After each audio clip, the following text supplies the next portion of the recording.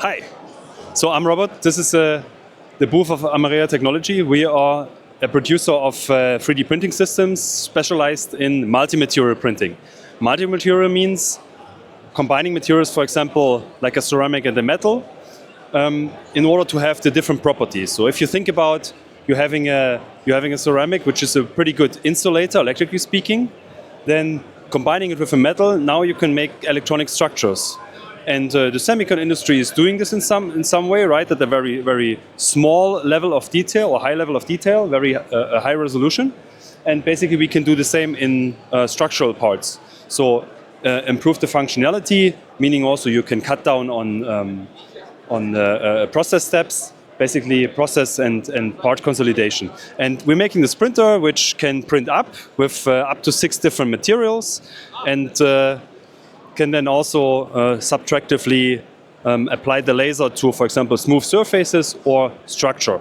So improve the resolution of the printing process, as well as provide much better surface finishing already out of the printer without any remounting and so on. So, and we have a wide portfolio, I think like 30 plus materials, and yeah, this can be something that is either for aesthetic purposes, so you see different colors here in terms of multi-material. This could be something which is also not only blue or green or yellow, but or white. For example, also fluorescent. And then on the other side, here there is a functional integration.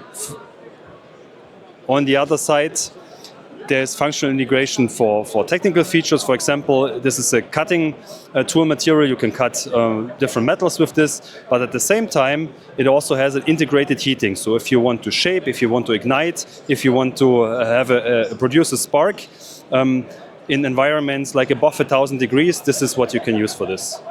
For it. Yeah. So, and then on the other side, we have the combination of, for example, metal and ceramic here, like zirconia and stainless steel.